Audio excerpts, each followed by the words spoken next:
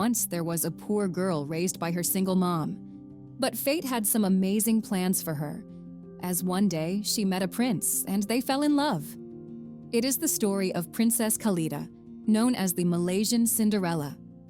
How did a regular girl like her win the heart of a prince?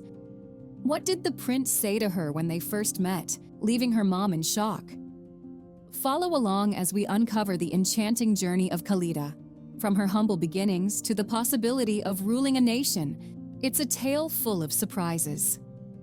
In the warm month of July 1993, a baby girl entered the world and was welcomed into an ordinary Malaysian family. They chose to name her Khaleeda, a name rich in meaning as it signifies immortality in Arabic. Although her parents didn't hold any illusions about her living forever, their deepest wish was for her to lead a contented life. Khaleeda's journey began against the backdrop of her mother, Azaya, living life without her husband. Azaya was raising 5 children single-handedly, 2 boys and 3 girls, Khaleeda being the youngest among them. It wasn't an easy road, but Azaya was determined to provide her children with a good upbringing despite the challenges they faced.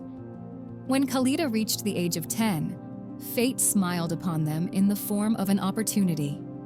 Azaya secured a job at the Malaysian High Commission in the United Kingdom and decided to seize the chance for a better future for her daughter. With Khaleeda in tow, they started a new chapter in London, where she enrolled in prestigious institutions like St. George's School and the Westminster Academy.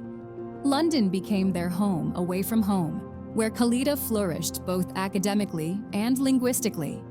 Living in a multicultural environment, she not only received a top-notch education, but also became proficient in English and Spanish, broadening her horizons in ways unimaginable back in Malaysia. Their time in the UK eventually came to an end, as all good things do. When Azaya's 6-year assignment finished, they said goodbye to London and headed back to Kuala Lumpur. Despite leaving, Khaleeda carried the lessons and experiences from their time abroad with her.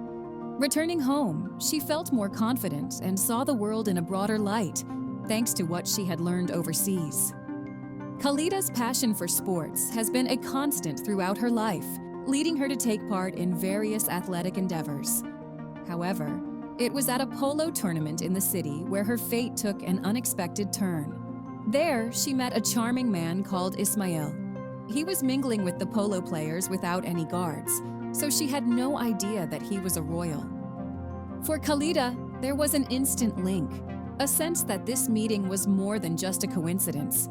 As they spent more time together, they found things they liked in common, like how much they both loved football, especially Manchester United, and how much they liked dancing, cats, morning runs, and playing instruments.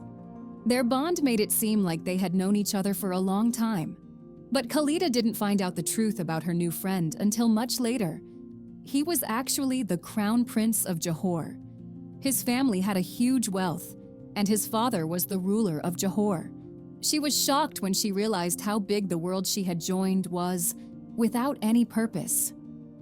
Khaleeda felt a bit down because she knew that princes usually marry people from similar backgrounds. She thought Ismail would forget about her soon, since she wasn't of royal descent. But Ismail was determined not to let her slip away. They started talking on social media, sending each other sweet messages every night and sharing gifts. After that time, they both knew they were meant to be together and decided to tie the knot. When Khaleeda's mom discovered their relationship, she was shocked and worried that Ismail would leave her daughter because she wasn't royalty. Ismail later went on TV to reassure Khaleeda's mom that he was serious about their relationship and promised to take care of her daughter. Surprisingly, Ismail's parents didn't object to their marriage and even blessed it. Maybe it was because Ismail's own grandfather married a commoner, an English woman he met while studying abroad. As the royal family got to know Khaleeda, they realized how lucky Ismail was to have her. Despite not coming from a noble background, Khaleeda showed inner nobility by being modest and uninterested in fancy things. The couple decided to keep their wedding small and intimate, announcing it only a few days before. They officially became husband and wife on October 24th, 2014, in a private ceremony. Later, they held a grand reception at the Sultan of Johor's palace, attended by over 1,200 guests, including dignitaries. Despite some sadness over Ismail's brother's illness, the wedding was a joyful occasion celebrated by all.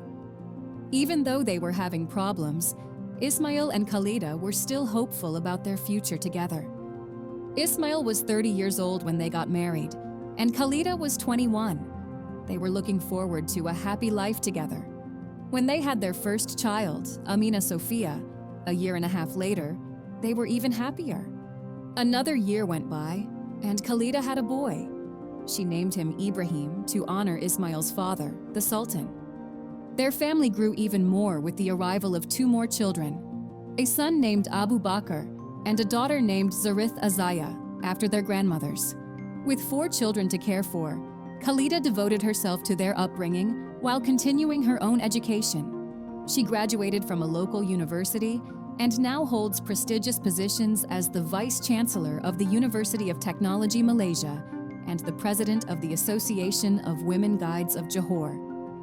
Khaleeda's dedication extends beyond her career as she actively engages in charitable work, advocating for the rights of Malaysian women and fighting against child abuse. Her compassion and commitment have earned her admiration from the people who see her as a beacon of hope and support in their community. Sultan Ibrahim, Ismail's father, was recently made King of Malaysia. He had been in charge of Johor for a long time. Because of this, Ismail became the Regent of Johor and briefly ran the region's business. Ismail and Khaleeda are still committed to each other and to serving their country and its people, even though they now have more duties. For now, Khaleeda filled in as Queen of Johor and did a great job with her responsibilities. She might be celebrated as the Queen of all Malaysia, or even the Queen of Johor one day. However, the Sultan of Johor can't become King of Malaysia until 45 years from now, because that's when the rules say it can happen. By that time, Ismail will be 84 and Khaleeda will be 74. It's similar to what happened in 2011 when Abdul Halim Muazzam Shah became king at 84, making him Malaysia's oldest monarch. Let's hope Ismail and Khaleeda live long enough to see this historic moment and use their wisdom to serve their people. So, even if Ismail and Khaleeda reach the highest level of political power, they have already achieved the most valuable goal in life: true love and happiness in being with each other, along with the joy of having their children.